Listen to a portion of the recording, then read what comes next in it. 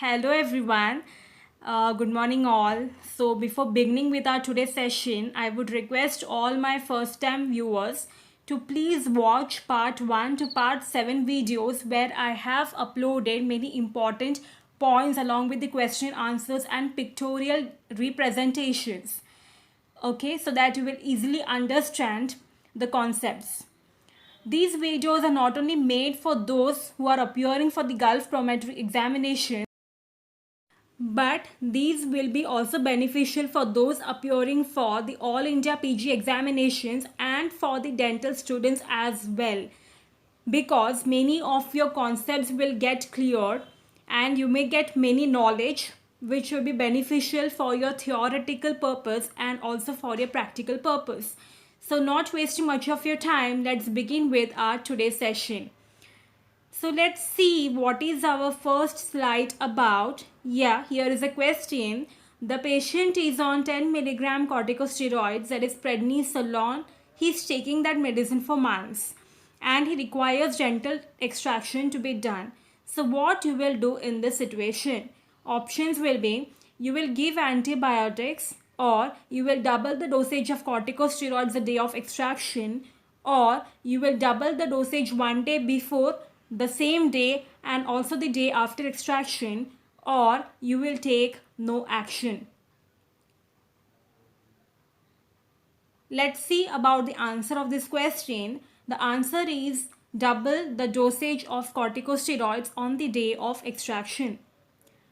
Moving on to the next important question, that is the commonest cause of TM joint ankylosis is options A. Trauma, B. Developmental disturbances, or it's C. Infections, or it's D. Atrophy. Now let's see the answer. The answer is A. Trauma. So here is a pictorial representation of a normal TM joint, that is temporomandibular joint. Hey friends, do you know the definition of TM joint? If no, don't worry. Here is explanation for this.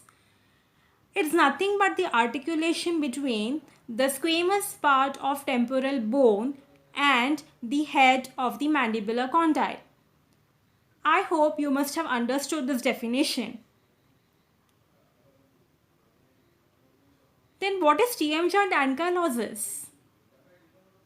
It's the immobility or fusion of the joint. I hope you must have understood the difference between these two. Now let's see the pictorial representation of the TM joint ankylosis as well, which I have explained in a yellow circle. Okay, now moving on to the next important clinical features of TM joint ankylosis. These are the facial deformity, deviation of chin towards the affected side, inability to open the jaws, absent condylar movements on the affected side.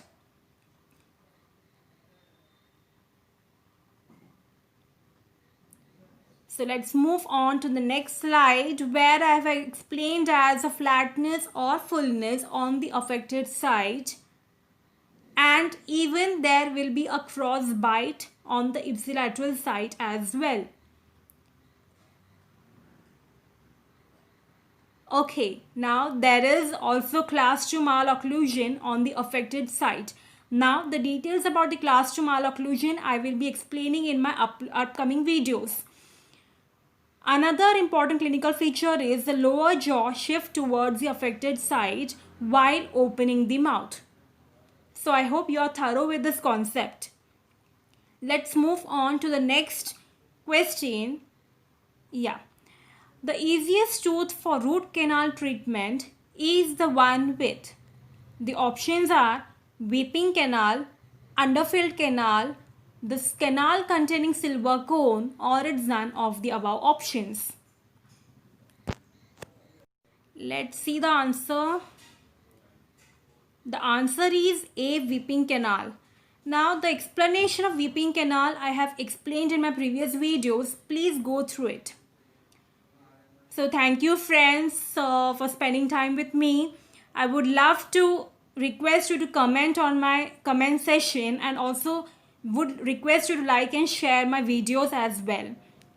And I would request to those people who haven't subscribed my channel yet to please do it right now, and also please click on the bell icon button so that you'll be notified as I upload my videos.